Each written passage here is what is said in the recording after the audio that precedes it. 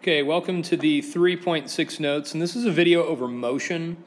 And specifically, I want to talk about the motion of an object being thrown up in the air. Okay, so this is really your physics application.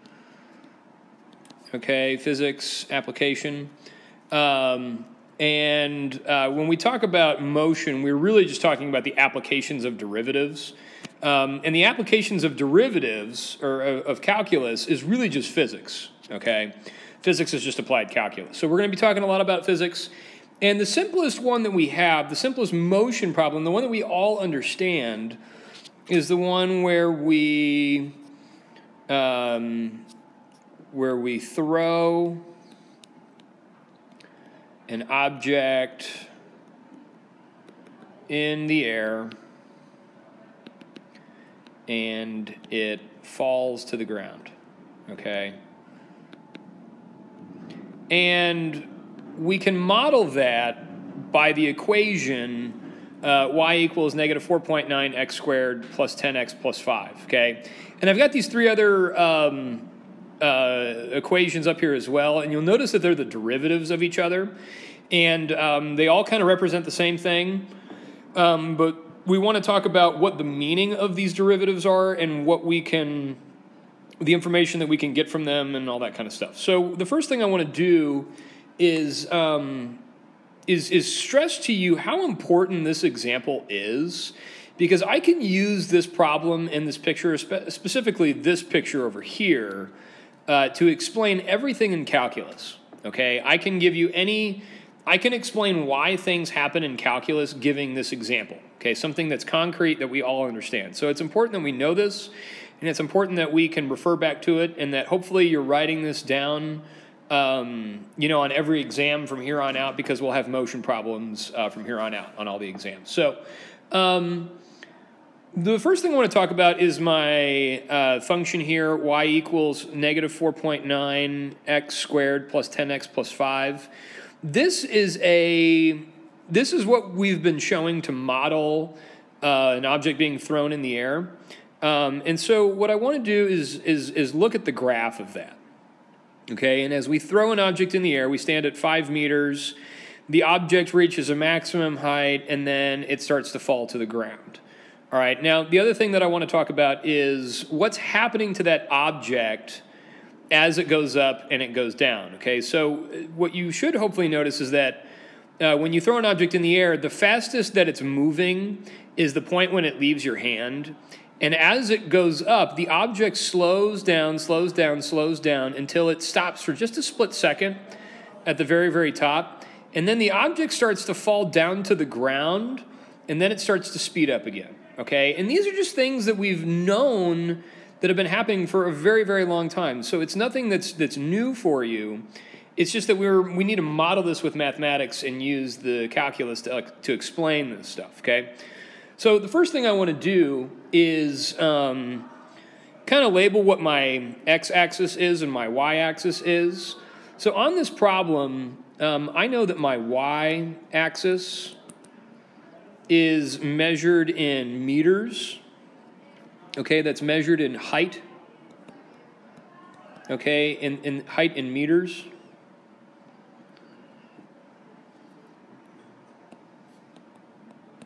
Okay, and then my x-axis here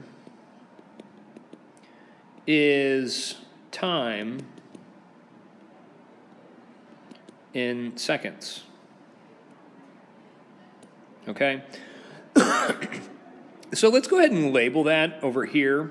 I'm going to label this graph. My x-axis is in time. My y-axis is height. Okay, this is height. And this is in meters. Okay. Now, the thing that I want you guys to notice, we call this, if we have a physics problem where our independent variable, our x variable, or x-axis is time in seconds, okay, then, and our y-axis is height in meters, we call this a position graph. Okay? So this is a position graph. right? And so, what we've been doing in calculus is we've been calculating the instantaneous rate of change, okay? So I'm going to go ahead and plot a point on this graph somewhere, all right? And I'm going to draw a tangent line at that point, and I'm going to make a triangle right here, okay? And so I know that this is the change in x, or I'm sorry, the change in y. Let me erase that. This is the change in y, and this is the change in x. Okay, and so if I were to come over here and write, the slope of this line is equal to the change in y. I don't know why I keep doing that. Change in y divided by the change in x. Well, y is a measure of height in meters. Okay, so I get meters, and then I'm going to divide that by the change in x, which is a measure of seconds. Okay, so this is in meters per second. All right, so now, when I think of the slope, okay, I think of derivatives. Okay, and I think of taking all these tiny little slopes at each one of these values and then plotting those slopes on the graph, on a new graph, to show a new function, which is my derivative, all right? And so what I can do now, if I plotted those points over here, I get this other graph down here. I get my derivative graph, okay? Now, remember that what we got, let's remember that when we take the derivative, the slopes of my original function become the y values of my derivative.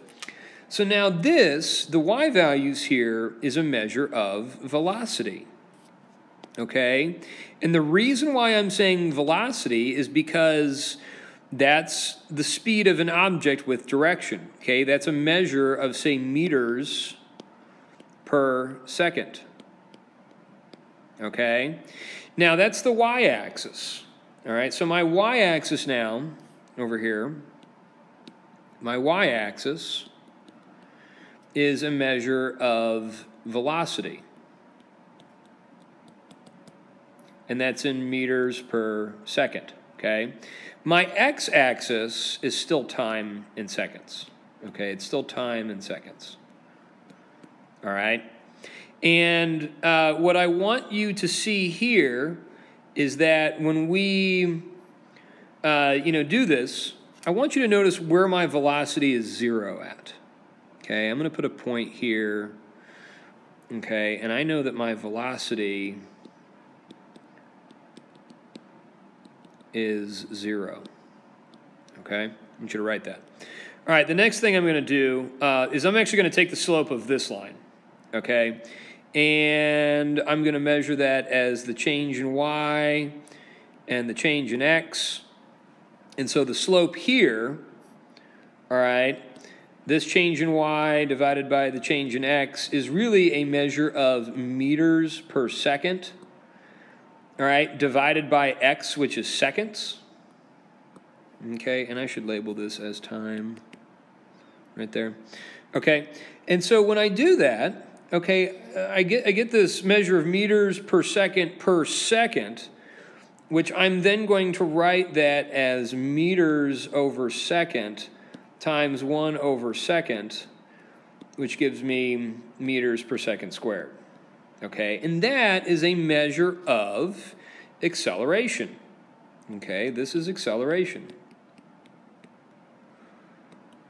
So if I were to plot that derivative, okay, we end up just getting this straight line because we get a constant here. But what I want to do is I want to label this graph here as acceleration.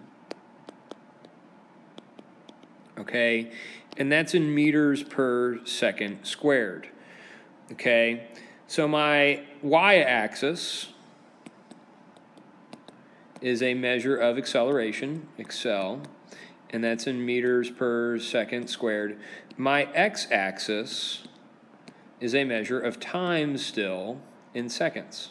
Okay, so I'm going to measure this in time. Okay, and So what I want to do at this point, okay, we've kind of labeled everything. All right, I've got these 3 different graphs. I've got a position graph, I've got a velocity graph, and I have an acceleration graph, okay? Now, what I want to talk about here is that this graph, the top graph, was, I called this, I'm going to call this f of x. This is my original function, okay? And this is my position, okay? This graph here is my derivative, f prime of x. Let me erase that. Okay, this is f prime of x, and that's my velocity.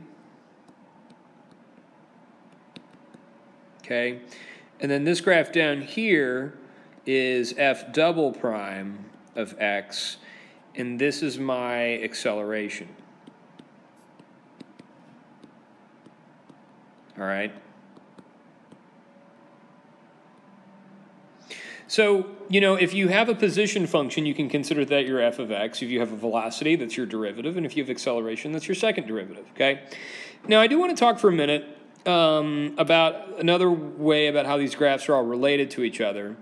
I do want to label this as my maximum value here, okay? That's my maximum height, max height. All right, and I want to draw a line from my maximum height all the way down through the other graphs, okay? So if I come here, I'm going to start here, and if I draw a vertical line going straight down, okay? And what I want you to notice, guys, is that, you know, there's a few things happening here, okay? Number one is that my graph is increasing. Okay, so my height is increasing. Okay, but we're slowing down. Okay, because remember when we throw that object in the air, okay, my height is increasing, but the object's slowing down. Okay, here my height is decreasing height, but we're speeding up. Okay.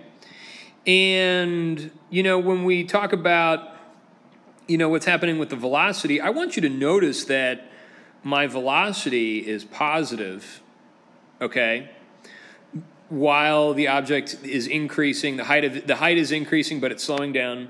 And I want you to see that here my velocity values are negative. That's because the height is decreasing, but the object is speeding up. Now, talking about slowing down and speeding up, those are 2 different, you know, it's kind of, we'll talk about that. But we got to think about something. Why is this all happening? Okay, why is an object being thrown in the air? How come it doesn't speed up as we throw it in the air? What's causing this to slow down, hit a maximum height, and then start to go downwards and then speed up again? Okay, and the reason for that is because of acceleration. And remember that this equation here is the equation y equals negative 9.8. And that's a measure of negative 9.8 meters per second squared. And folks, if you didn't already know that, that is the constant acceleration due to gravity. This is constant acceleration